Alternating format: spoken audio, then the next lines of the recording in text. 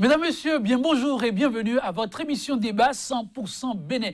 45 jours d'arrêt de rigueur pour le secrétaire général du SINA-EFC, le syndicat des agents des eaux, forêts et chasses.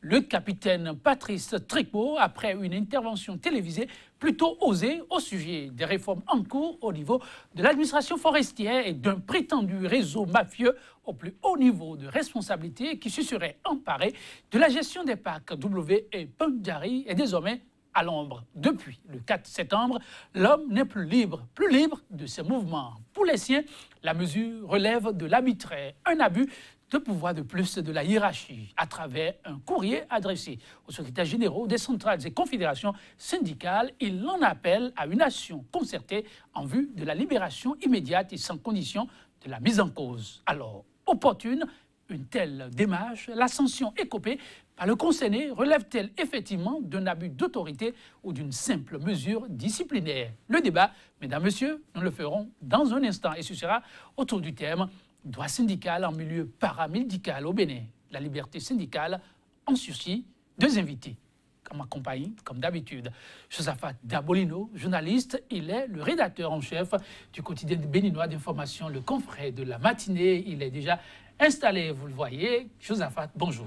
Bonjour Joël, bonjour chers téléspectateurs. Merci pour la disponibilité. C'est moi qui vous remercie. En face de vous, ce matin, pour nous accompagner, l'homme des grands combats en tant que secrétaire général de la CSA Bénin hier. Mais cette fois-ci, nous le recevons avec sa tunique du président du NDH Bénin, nouveau droit de l'homme au Bénin. Dieudonné Lokossou est son nom. Dieudonné Lokossou, bonjour. Bonjour, monsieur le journaliste. Un plaisir de vous recevoir sur le plateau de 100% Bénin. Merci beaucoup. Alors, très rapidement, chers invités, à votre permission, avant d'entrer dans le vif du sujet, nous allons faire un tour à la régie et puis on se retrouve.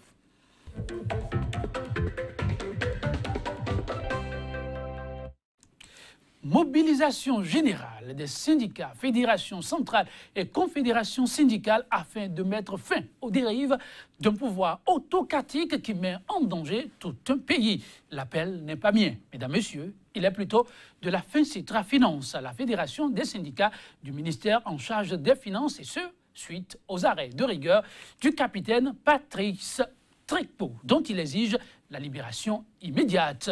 Président de l'NDH Bénin, ne joue-t-on pas alors aux alarmistes autour d'un dossier qui, ma foi, pouvait être simplement réglé à l'interne? Eh bien, mais je voudrais d'abord vous remercier pour nous avoir conviés à ce débat, qui est un débat citoyen. Et ensuite, j'ai beaucoup d'admiration pour le capitaine qui est en train d'être persécuté. Parce que le dimanche matin, il y a mon confrère, même si je ne suis plus, même si je n'appartiens plus à une confédération, j'ai vu intervenir Chadaré sur les problèmes liés à la rentrée. Et ensuite, comme par hasard, le capitaine Patrice Tricot, du syndicat des eaux et forêts, de l'un des syndicats des eaux et forêts, était aussi sur le plateau du Golf Télévision. Et je crois qu'il n'en fait que cracher la vérité. Et l'idéal aurait été, parce que si on doit tenir compte du parallèle des formes, mais il était allé là seul. Soit l'administration forestière demande à répliquer, soit on organise un débat contradictoire pour savoir de quel côté se trouve la vérité. Donc, si les gens se sont alarmés, j'ai trouvé incongru que l'intervention d'un responsable syndical suscite une conférence de presse. C'est devenu la mode. Parce que quand vous prenez tout récemment le cas de Bell Bénin, on a dit qu'il doit plus d'1 milliard et c'est le DG même qui se pointe devant la presse pour donner sa version des faits à travers une conférence de presse. Je crois que c'est un peu disproportionné. Je crois qu'il y a une panique dans cette administration. On n'a pas besoin de faire si tant d'agitation pour faire triompher la vérité. On n'a pas besoin de tant d'agitation. Que faut-il faire? En attendant, je me retourne vers Josaphat Dabolino. Pourquoi tout ce tollé autour d'un dossier, comme je le disais, qui pouvait quand même être réglé à l'interne simplement? Pouvait, vous avez dit pouvait. Malheureusement, ce n'est plus le cas parce que le syndicaliste est monté au créneau à dénoncer certains faits. Est-ce aujourd'hui les faits dénoncés sont dans la logique? Est-ce le capitaine Trépo, en montant sur les médias pour dénoncer ces faits, est-ce qu'il est autorisé par la loi? Est-ce que la loi l'autorise? Si ces conditions sont réunies et que le capitaine dénonce des faits, est-ce qu'éventuellement il n'y a pas eu gré à gré par rapport à l'affermage des packs Pandiari et W? Oui, il en a eu. Est-ce que ce n'est pas une structure étrangère qui gère les deux packs? Oui. Est-ce que les forestiers ont été réduits, en tout cas le nombre de ces forestiers ont été réduits en ce qui concerne le contrôle au niveau de ces packs? Oui. Donc ce qui veut dire qu'en fait que le syndicaliste est dans le vrai. Et s'il y a eu de tollé, comme vous le dites, c'est parce que des gens paniquent. Parce que le monsieur a révélé un certain nombre de faits. Le monsieur a exposé à la face du monde ce que l'administrateur ou ce que les dirigeants actuels n'avaient pas voulu que la population ou que le Béninois lambda sache. Donc, au finish, c'est qu'il y a eu de panique parce qu'il y a de la matière. Mais on aurait aimé, comme le disait tout à l'heure le président NDH, on aurait aimé que les autorités à leur niveau puissent monter au créneau, pas comme ce qui a été fait, mais avec des preuves convaincantes, avec des faits qui peuvent convaincre et montrer à la population qu'effectivement, il y a eu telle chose. Et prenant un à un les points du syndicaliste, démontrer qu'à tel niveau, le syndicaliste a dit ceci. Mais c'est la version, c'est ce qui a véritablement, et confondre bien sûr les propos du syndicaliste. Mais ils n'ont rien fait de ça. Non, mais le confrère de la matinée, je l'ai constaté, était à la conférence de presse donnée par les autorités. Voulez-vous dire que cette sortie n'aura servi à rien? Justement, un des journalistes était bien sûr à cette conférence, mais ce qui a été dit, franchement, ça ne convainc pas. Ça ne convainc pas du tout parce que nous avons suivi le capitaine. Il a parlé, il a dénoncé. Nous, on aurait aimé quand même à la rédaction, quand le directeur en charge des eaux et forêts puisse quand même installer ou exposer à son tour des contre-vérités pour démontrer que effectivement ça s'est passé comme ça et donner soit raison aux syndicalistes, affirmer ou confirmer ce qu'il a dit ou infirmer ses propos. C'est pour ça que je dis confirmer ou infirmer. Mais est-ce qu'entre-temps, il y avait eu d'autres choses? Non. Ils ont adressé une demande d'explication au capitaine juste quelques minutes après la conférence, et les choses allaient si vite. Ils ont adressé une demande d'explication au capitaine qui s'est expliqué. Je ne sais pas s'ils ont eu le temps de lire ce qu'il a produit. Quand on a envoyé un billet d'écrou pour la mise aux arrêts du capitaine, vous voyez que les choses évoluent, ce qui veut dire qu'en fait, il y a panique. Il y a panique que le Béninois lambda, à la maison ou quelque part dans un coin ou au point plus reculé, puisse savoir effectivement le pacte où nos aires protégées, gérées par une structure étrangère, sont en danger ou pas. Bah, vous savez, on a voté.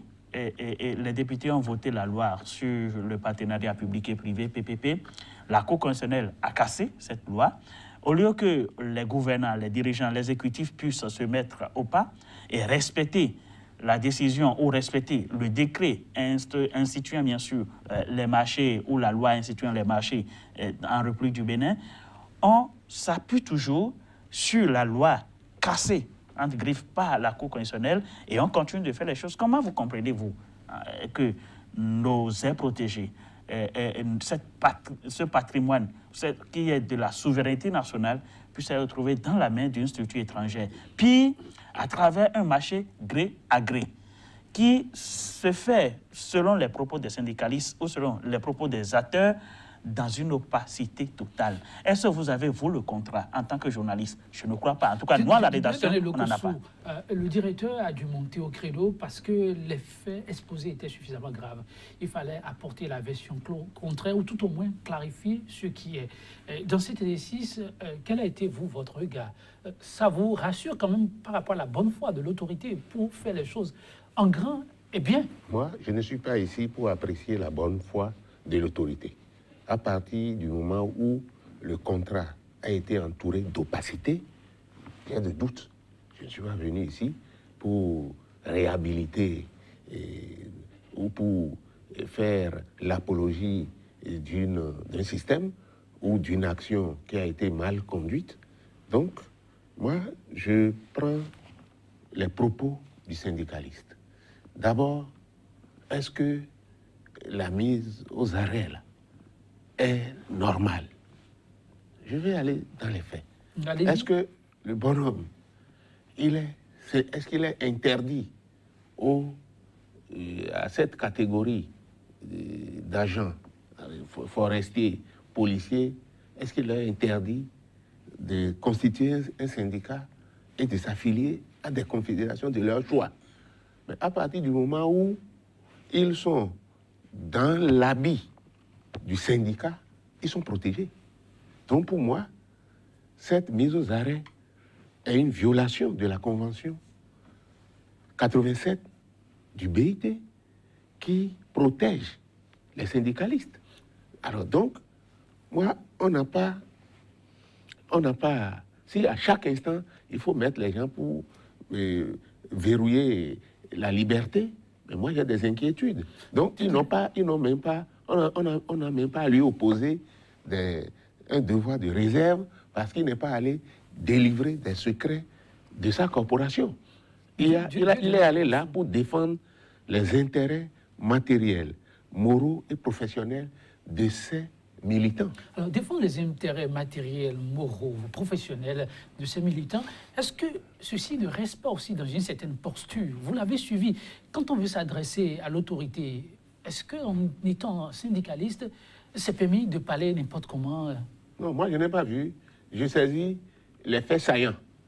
Mais pourquoi on va prendre un morceau de phrase pour dire qu'il a ces choses-là? Si c'est ça, on peut lui faire un reproche directement. On peut lui donner une demande d'explication et il répond et on lit. Si on voit qu'il est dans ce qu'il a dit, bon, soit il présente des excuses. Mais maintenant, c'est sur toute la ligne. On ne sait ce qui lui est réellement reproché.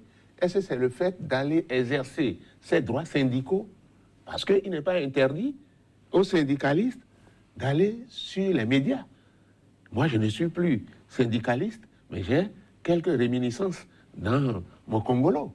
Et tout ce qui touche à la violation des libertés syndicales, à la violation des libertés d'opinion, mais moi, je n'ai pas oublié ce que j'ai laissé au vestiaire. Donc, il est dans son bon rôle. Il est dans son rôle. Et l'autorité devrait comprendre. Et les gens nous regardent de l'extérieur. Le bonhomme, il a parlé qu'on a donné, on a décaissé 1 milliard 200 000 francs à cette structure que nous ne connaissons, ne connaît pas la nature du contrat. Alors que les travailleurs sont là. Mais pourquoi il ne peut pas revendiquer? Est-ce que revendiquer n'est pas un droit? Est-ce que il est venu braquer quelqu'un? Moi, je crois que nous sommes dans la diversion et le pouvoir actuel glisse lentement, mais sûrement vers la dictature. Lorsque on a tout fait sur un dossier comme celui-là, d'interpeller directement le gouvernement, est-ce que là aussi, on ne fait pas un peu dans l'exagération? C'est la hiérarchie directe qui a pris cette mesure-là, qui, somme toute, pour la hiérarchie, reste une mesure disciplinée. Qu'est-ce que le gouvernement a à y voir? Non, mais la hiérarchie dont vous parlez a été mise en place par quelqu'un. Ce n'est pas sorti ex nihilo. Donc, s'il y avait un dialogue, des échanges, en tout cas sincères, le syndicaliste n'allait pas sortir de ses gonds parce qu'il en a ras-le-bol. Vous ne savez pas si moi j'ai pris contact avec lui. Ça, c'est un devoir. Parce qu'il est en danger. Actuellement? Après la mise aux arrêts de 45 jours, qu'est-ce qu'il va y suivre? Soit sa carrière. Et choses là. Donc c'est pour cela que les collègues syndicalistes, les confédérations ne doivent pas rester bouche bée. Merci pour la transition. Josaphat Daboulino, on a constaté que ses pairs, encore à la touche, ont sorti un communiqué, ensuite une lettre ouverte adressée aux centrales confédérations syndicales appelant tous à la mobilisation générale autour de cette cause. C'est une démarche opportune? Oui, c'est opportun. Il faut quand même le reconnaître parce que les acteurs de ce bon syndicat ne devaient pas quand même, s'ils restaient bras croisés sans rien faire, là on devrait les interpeller. On devrait les interpeller parce que c'est un des leurs qui est interpellé.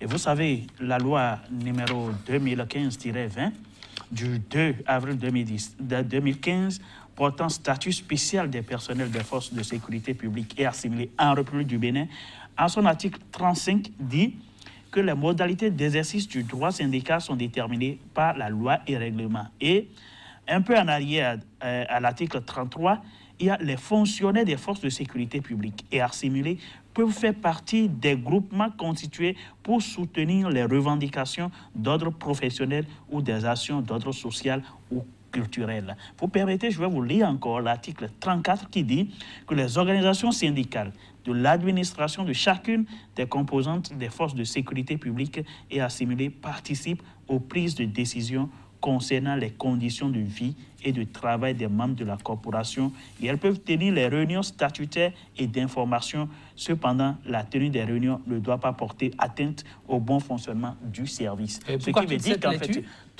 pour dire qu'en fait que le capitaine Trekpo est dans ses droits. Parce qu'au début de mon intervention, j'avais demandé si éventuellement le capitaine se retrouve dans la légalité en faisant cette sortie. Oui, il est dans ses droits et que la loi le lui autorise.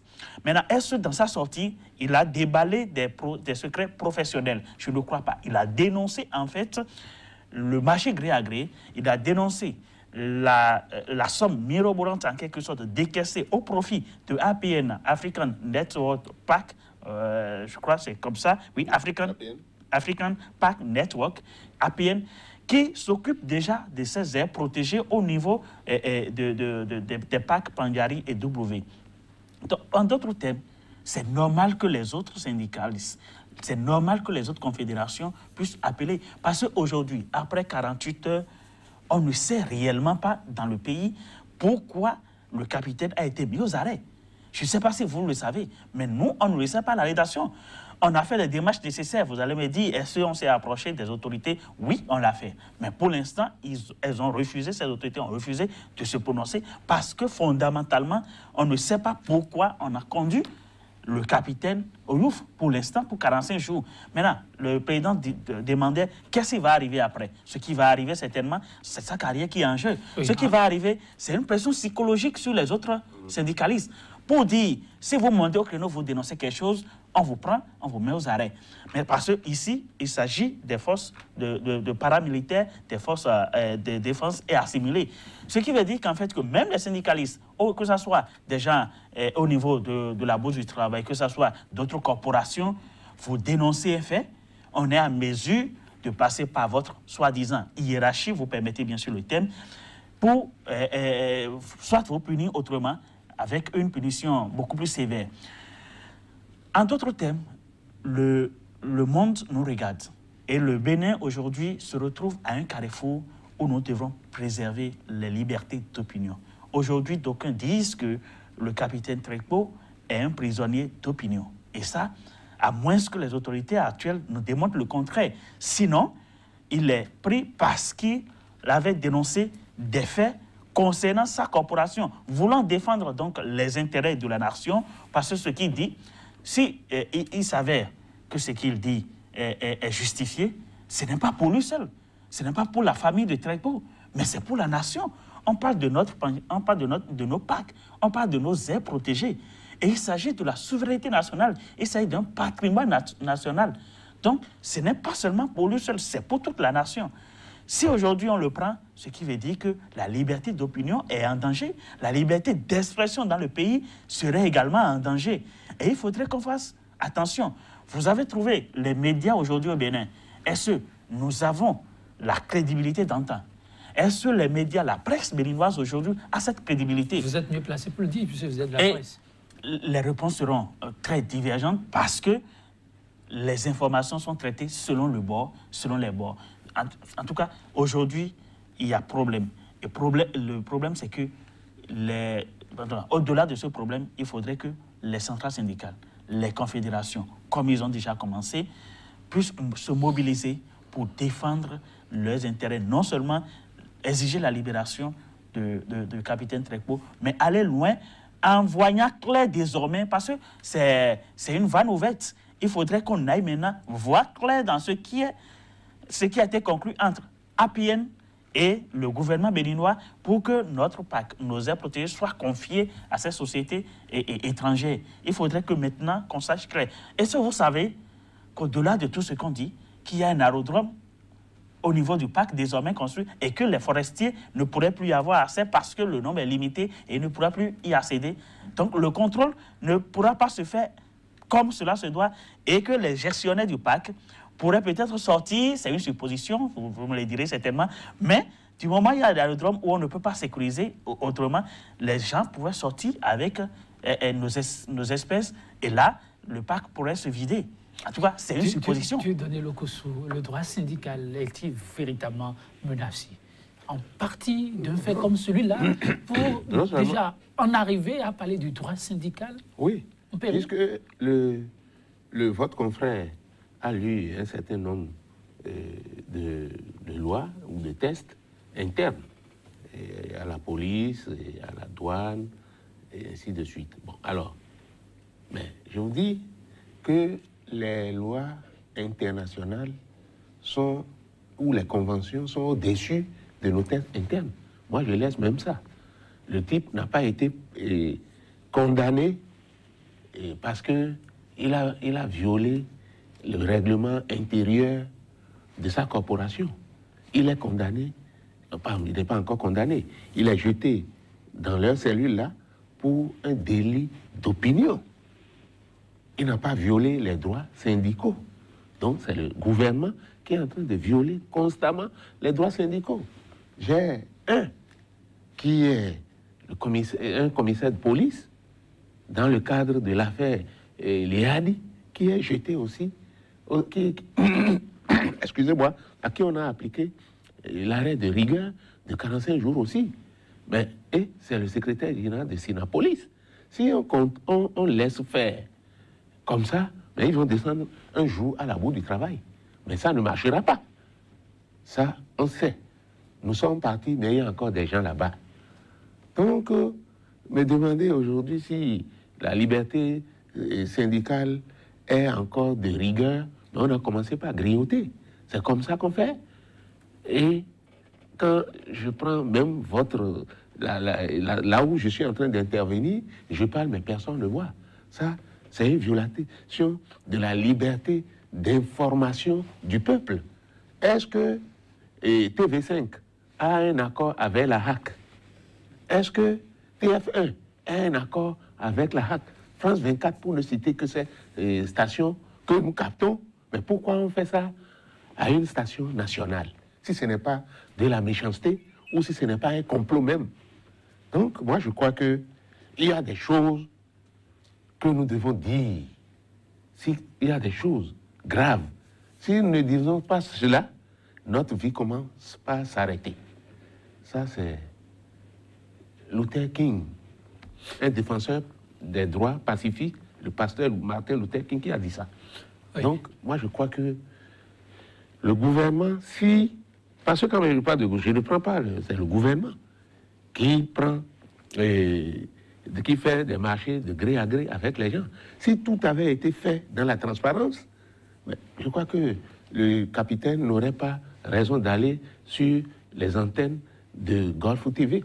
Et votre confrère vient de dire qu'il a fallu qu'il soit sur cette antenne-là pour que je sache qu'il y a un aérodrome qui se fait là-bas. Et ce qu'il a dit n'est pas à banaliser. Ce qu'il a dénoncé n'est pas à banaliser. Parce qu'on peut prendre les espèces clando pour aller. La preuve, on a trouvé un python dans une caisse. C'est ça, quel lien avec ce qui s'est passé? Non, mais ça a passé par l'aéroport de Cotonou. Et c'est en France, je ne sais pas, c'est sur les réseaux sociaux que j'ai vu. L'aéroport de Rosy. Oui, vous avez appris ça? Est-ce que c'est effectif? C'est effectif. Si c'est effectif, si on arrive à détecter des choses et on accuse des gens, mais qu'un animal fétiche... Vous permettez, ce n'est pas un python ordinaire, c'est un python royal. Hein? Et on a volé. Et on est allé arrêter ça là-bas. ça veut dire qu'il y a un problème qui se pose. Il y a certains actes sur lesquels on ferme les yeux, mais il y a d'autres, par contre, et bon, et comme on ne partage pas les mêmes opinions, il faut aller faire chaud là. Non, ce n'est pas normal. Ça là, ils sont en train de faire une publicité gratuite pour ces gens-là, parce que les hommes passent, mais les régimes demeurent. L'autre partie des États-Unis, tout ce qu'il a fait aujourd'hui, les gens sont en train de remettre ça en cause. Donc aucun pouvoir n'est éternel. Et il faut faire attention lorsqu'on dirige des peuples. Joseph Apolino, le problème semble plus sérieux qu'on l'imagine. L'appel à la mobilisation lancé par la Centrale Finance, vous le voyez sous quel angle dans les prochains jours, si rien n'est fait par rapport à la situation de ces syndicalistes? D'abord, c'est vrai que j'ai espoir que ça va peut-être porter. Je dis peut-être parce que, à voir la situation actuelle, à voir comment les dirigeants actuels gèrent le monde syndical. Je dis gèrent le monde syndical, même si, normalement... Le monde syndical est géré par le gouvernement? Oui, je dis, même si, normalement, il ne devrait pas avoir une main de l'exécutif ou de quelque chose du genre. Mais aujourd'hui, on sait que, où on a les informations selon lesquelles il y a quand même certains syndicats qui sont, en tout cas, manipulés par le régime. Et je disais qu'en fait, que c'était une pression psychologique. Une pression psychologique parce que... La décision prise par les autorités? Oui, en mettant, bien sûr, le capitaine aux arrêts, c'est une pression psychologique pour dire, si vous êtes syndicaliste et que vous vous engagez sur un sujet, pour une cause, et que vous ne savez pas faire, et que vous devez vous montrer la tête, nous, on est là, on va trouver toutes les voies possibles pour vous anéantir. Et je crois qu'en initiant cette mobilisation avec les confédérations syndicales et tout le reste, s'ils n'ont pas la peur, s'ils peuvent être au-dessus de la mêlée et avoir les couilles nécessaires, ça va aboutir. Mais parce que quand ils vont engager véritablement le combat, il y aura des intimidations, il y aura des interpellations et tout le reste, mais ça dépend de leur engagement, de leur détermination. Si vous me posez la question, si je vois un lendemain à cette lutte, le lendemain est conditionné à la détermination, à l'abnégation, à la volonté farouche de ces syndicalistes, de ces confédérations, à aller jusqu'au bout. Si ce n'est pas le cas, ils vont commencer et quand il y a un peu d'intimidation, ils vont se rétracter parce qu'ils savent déjà que soit on vous arrête, soit on vous colle un dossier, soit on trouve tous les moyens pour vous avoir.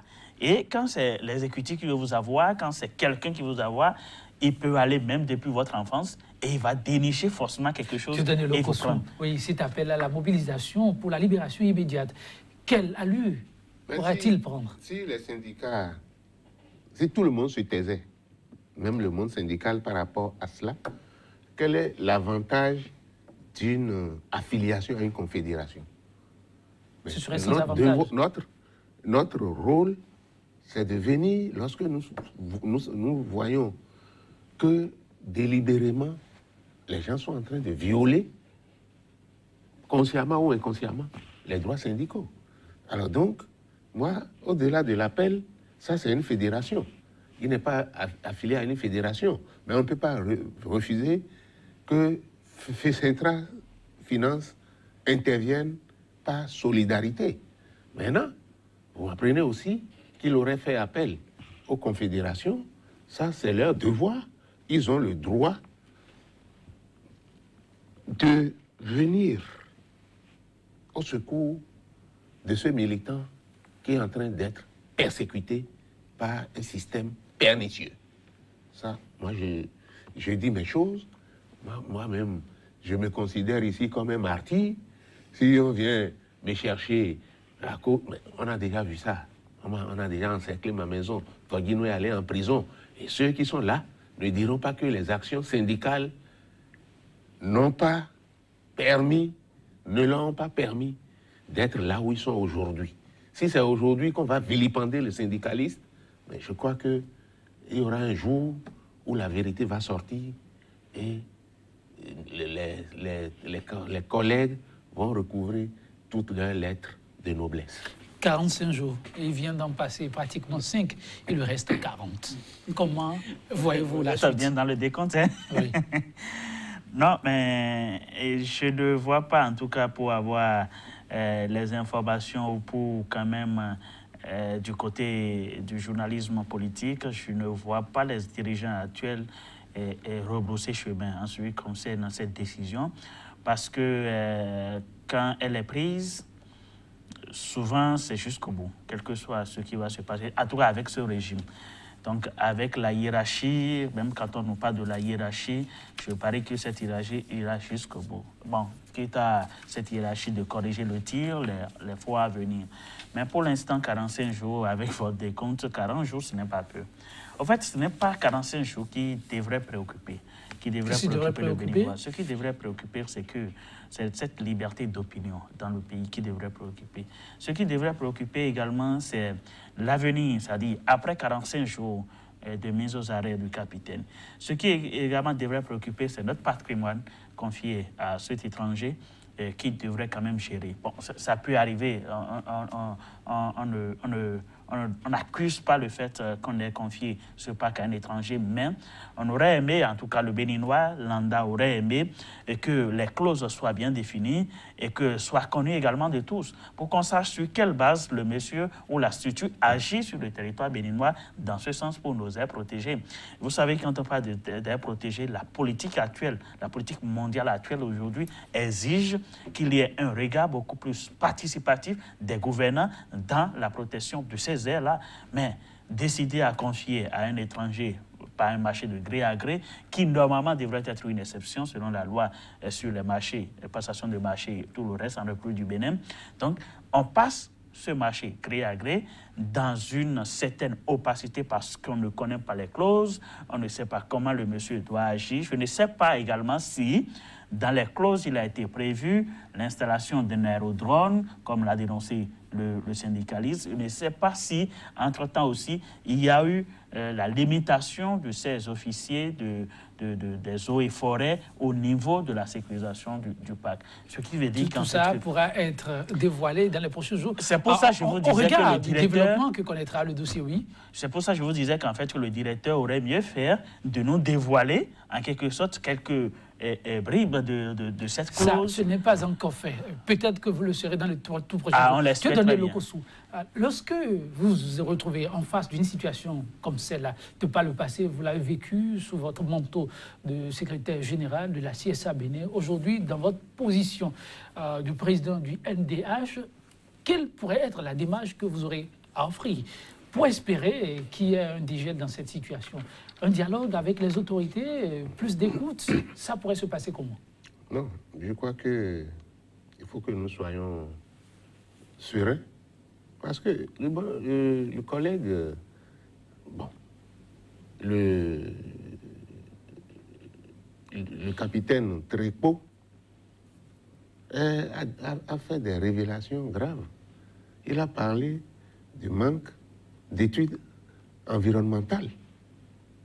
Il a dit ça.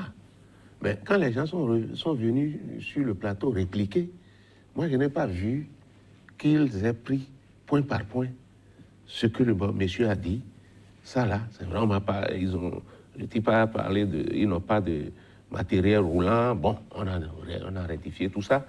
Encore que ce ne soit pas dans un débat contradictoire pour que nous sachions qui dit réellement la vérité. Donc, lui, il a fait un monologue, et aussi, ils ont choisi la même chose, sauf qu'ils étaient deux. On ne va pas espérer que le people se poursuive. Donc, tout ce que moi je vais demander, notre démocratie, je le dis et je le répète, est toujours fragile. Et il ne faut pas toujours utiliser la loi du plus fort. Parce qu'en le faisant, les gens observent. Nous sommes dans le peuple. Nous entendons. Au-delà de ceux qui, pour des raisons inavouées, encensent le chef de l'État, mais de jour en jour, il enfonce dans le mur. Et même si c'est une minorité qui parle, qu'on fasse l'effort pour écouter cette minorité, pour savoir que le pays, c'est pour nous tous. Ce n'est pas ceux qui disent « Talon fait bien, il a fait ceci ». Mais les gens ont fait. La démocratie, sans le paix, mais ça, c'est grave. Donc, même nos amis du Togo, ils ont commencé aujourd'hui. pas voir clair. Mais en 1 an et demi, mais ce qui est fait, il y a des aspects au début que nous avons appréciés. Mais si le truc est mal conduit, pourquoi vous voulez que moi, Lokossou, j'aille applaudir? Non, mais ils sont conscients de ce qu'ils font. Est-ce que vous pensez que ce directeur-là, il ne fait pas du folklore, du cinéma, en se joignant au DAF pour venir dire non, bon, parce qu'il ne fait pas ça. Qu'est-ce que vous avez à penser au folklore? Non, mais... Ce sont des responsables. Non, mais des responsables, il y a et peut-être, il y a des responsables qui protègent aussi leurs intérêts. Il peut venir là pour dire, bon, ah si je ne fais pas. Bon, donc, moi, je crois que si lui, il devait tenir compte d'un certain nombre d'éléments, je veux parler du capitaine, il n'aurait pas eu le courage d'aller là-bas. Peut-être qu'il sait qu'en livrant tout ce qu'il y a comme amertume, tout ce qu'il y a comme gêne, hein, tout ce qu'il y a comme remise en cause du patrimoine national, mais ça, c'est un bradage, je vais dire. On ne sait pas ce que ça va nous rapporter. Donc, en le faisant ainsi, il espérait? Il espérait peut-être cette punition militaire. Donc, les corps paramilitaires, ils ont pris la décision, comme l'a dit l'autre, ils sont déjà dans les règles, et peut-être quand nous allons mettre la pression, on va l'enlever, ça va affaiblir le pouvoir. Moi, je crois qu'il est martyr d'un système. Mais demain, le peuple lui sera reconnaissant. Vous avez l'impression que de plus en plus, le peuple a affaire à des gouvernants qui ne sont pas vraiment à l'écoute? On dit souvent que le peuple mérite ses gouvernants. Donc, en fait, c'est pour caricaturer, pour dire qu'aujourd'hui, nous avons de problèmes. De problèmes, je ne dirais pas sérieux problèmes, même si le mot me vient à la bouche. Mais nous avons des problèmes en ce qui concerne l'écoute de la population. Tout porte à croire que le Béninois, quand je parle de Béninois, je parle en général, le Béninois n'est pas entendu par son dirigeant. Parce qu'il y a quand même des choses très banales, il y a quand même des choses très simples, si je peux m'expliquer en ce français facile, où on espère voir l'exécutif, on espère voir les dirigeants agir et réagir, mais ça passe à côté parce que on se dit, pour nous, ce n'est pas l'intérêt. Or, pour le peuple, c'est tout un intérêt. Les gouvernants disent que ça, ce n'est pas la priorité. Or, en quelque sorte, ça devrait l'être. Si nous parlons bien sûr de ce PAC ou de ces PAC Pandjari et W, mais ça devrait être une priorité. Alors, le combat de Tricpo avec cette mesure de mise aux arrêts, c'est un combat perdu d'avance?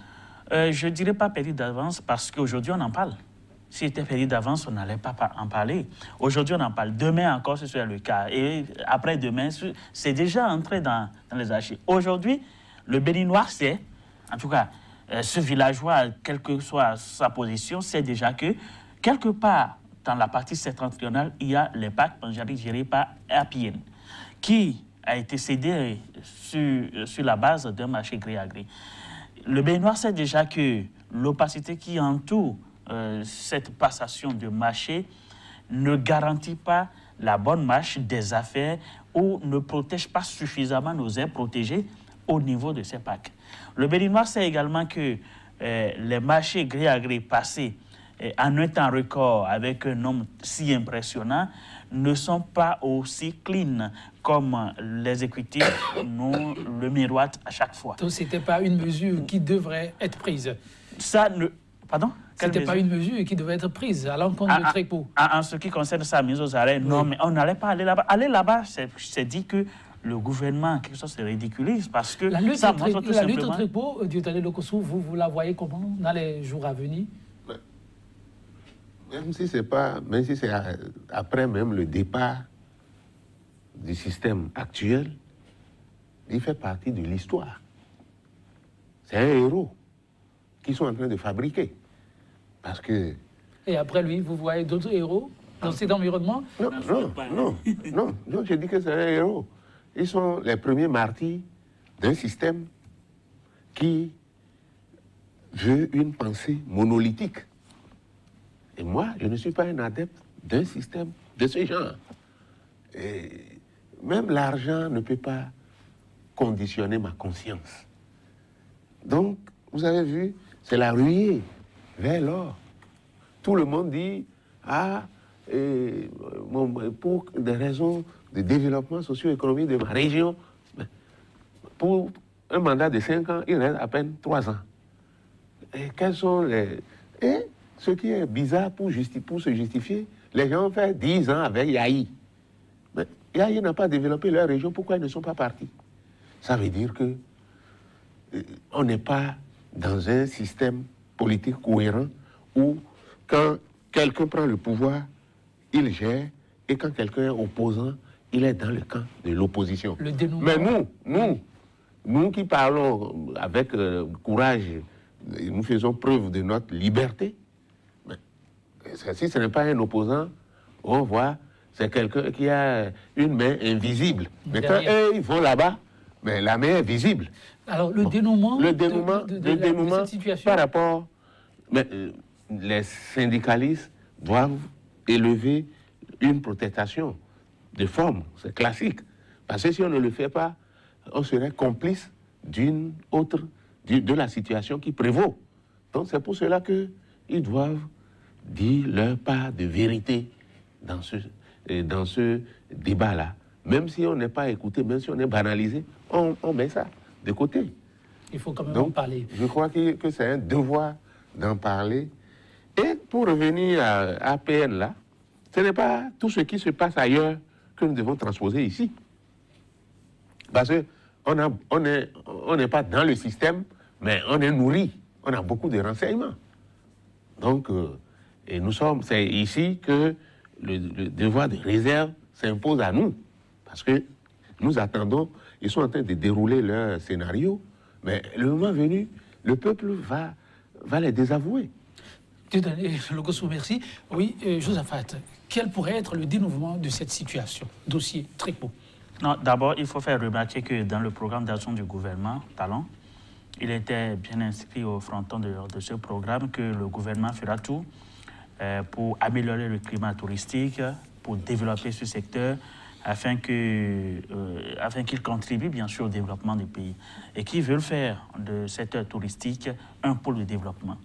Maintenant, comment vous pouvez faire un pôle de développement? C'est ma question. Si vous cédez en quelque sorte vos espaces touristiques, des espaces qui devraient être valorisés autrement par le gouvernement à des gens étrangers, et quand un syndicaliste maison dénonce, vous le mettez aux arrêts de rigueur.